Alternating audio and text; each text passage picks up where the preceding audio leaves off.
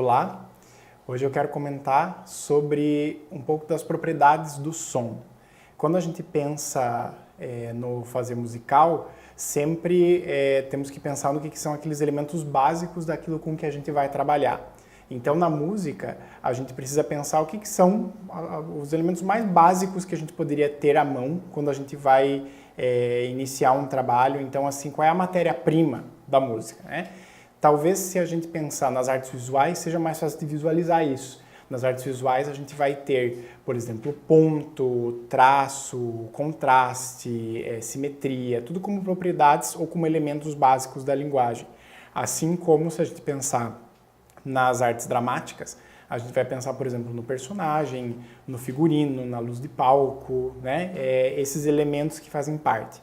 Na música, a gente vai reduzir aquilo que é o de mais simples, ou de realmente a menor unidade que a gente poderia ter numa música, que é o som. Então, muitas são as definições diferentes do que é música, mas em geral muitos compositores, muitos pedagogos também concordam numa definição que a gente poderia resumir assim, de que música é uma combinação de sons, né?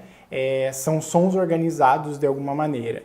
Então, para alguns compositores isso tem que ser harmonioso para o ouvido das pessoas, para outros já nem tanto, né? Porque depende, de repente, se é um tipo de música mais de vanguarda, que busca quebrar algum padrão, daí já vai ser uma outra definição.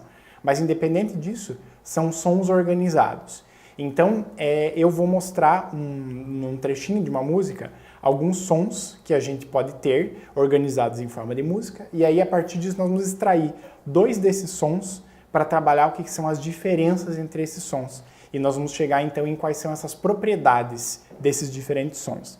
Então vou tocar um trechinho muito curto de uma peça para a gente representar esses diferentes tipos de sons.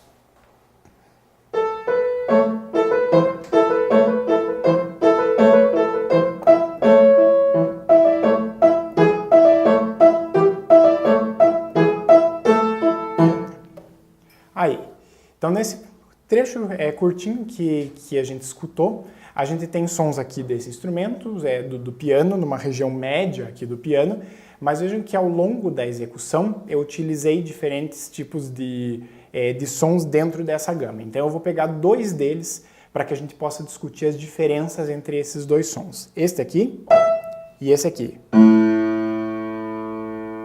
Então a nossa atividade vai ser o que a gente tem de diferente entre esses dois sons. Vamos escutar mais uma vez. Aí, quando a gente trabalha nesse tipo de atividade, tomando o mais básico da música, que é o som, a gente tem que ter uma atitude mais ou menos de um cientista, né? De buscar categorizar as coisas. Então, uma primeira diferença que a gente tem entre esses dois sons, talvez, se você não estiver tão familiar com a linguagem musical ou com os conceitos, você diria que um deles é mais fino, o outro é mais grosso, né? Então esse aqui, um mais agudo e um mais grave.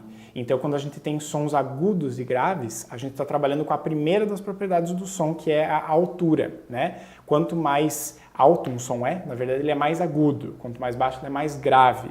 Então a gente tem aqui essa primeira diferença. Vejam que eu não posso dizer simplesmente que esse som aqui de baixo é grave, porque tem outros sons aqui que são muito mais graves do que ele, né? Então eu nunca posso dizer que um som é grave ou é agudo, eu sempre preciso falar em relação ao outro. Da mesma forma como eu não posso dizer que a voz de uma mulher é mais aguda que a de um homem, porque isso não é verdade. A gente conhece homens que têm vozes mais agudas que as mulheres, né? Então a gente não pode relativizar, a gente sempre tem que comparar. Então, além da gente ter um som mais agudo e um som mais grave, nessa minha execução eu trabalhei com uma outra diferença. Veja que o meu toque do primeiro som é um toque bem rápido e o segundo é um toque mais longo. Então eu tenho aqui uma segunda propriedade, que é a duração. Eu tenho um som mais curto e um som mais longo. Então vejo que aparentemente eu só tinha dois sons para comparar, mas eu já tenho aqui mais de uma forma de compará-lo. Além de saber que um é mais grave e outro é mais agudo, eu também tenho que um é mais curto e o outro é mais longo. Agora, uma terceira propriedade dentro dessa forma como eu executei.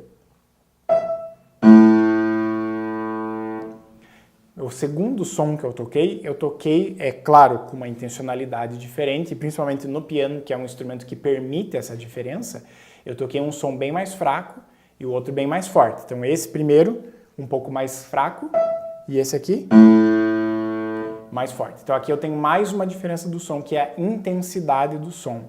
De novo, não posso tomar isso como uma coisa muito relativa, ela sempre como absoluta. Eu sempre tenho que ter uma relação entre dois sons. O som de um mosquito, por exemplo, eu não posso dizer que ele é um som fraco. Ele é um som fraco se eu comparar com o som de uma motocicleta. Mas de madrugada, quando tem um mosquito circulando dentro do quarto e a gente tentando dormir, esse som passa a ser muito mais forte. Então eu sempre tenho que comparar os sons. Então voltando aqui a esses, já temos 3 propriedades e temos 3 diferenças. Nós temos um mais agudo e um mais grave, nós temos um mais curto e um mais longo, e nós temos um mais fraco e um mais forte.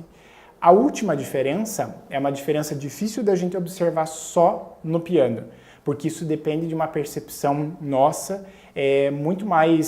uma questão muito mais subjetiva de cada um, ou se eu comparar sons de naturezas diferentes. Você poderia dizer, por exemplo, que esse som aqui, ele parece mais brilhante ou mais alegre do que esse aqui, que talvez pareça um som mais fosco, um som mais escuro, né?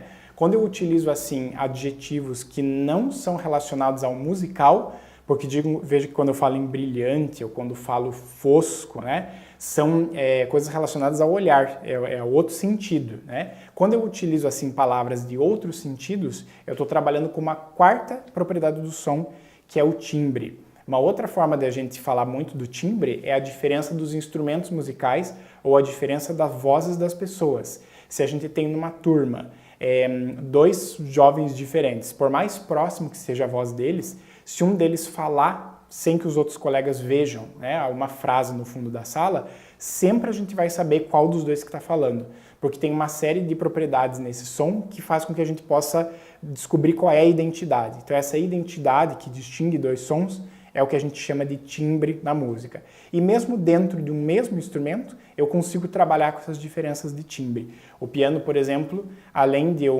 poder mexer com essas propriedades de acordo com o toque da mão, porque eu posso trabalhar com essas diferenças de intenção, ele ainda tem alguns pedais, alguns recursos que me permitem fazer sons bem diferentes uns dos outros. Então esses são assim os elementos mais básicos que a gente poderia trabalhar na linguagem musical. Quando nós passamos a combinar diferentes sons, daí a gente tem outras propriedades, que eu chamaria de propriedades da música. Mas por enquanto nós estamos trabalhando basicamente com propriedades do som. Então, dentre 2 sons, como é que eu faço para compará-los? Então, para retomar, sempre é importante a gente não tomar um som como uma questão absoluta. Então, eu pego um som e digo que ele é grave, ou que ele é forte, ou que ele é escuro, por exemplo. Eu sempre preciso fazer isso em relação a outros sons. E é disso que a gente vai sempre tratar quando trabalhar em qualquer nível que a gente vai começar um trabalho musical, ou se a gente for trabalhar no ensino regular, com currículo já fundamentado, sempre são esses os conceitos que vão estar de base no início para a gente trabalhar, porque o som é a unidade mais básica da música.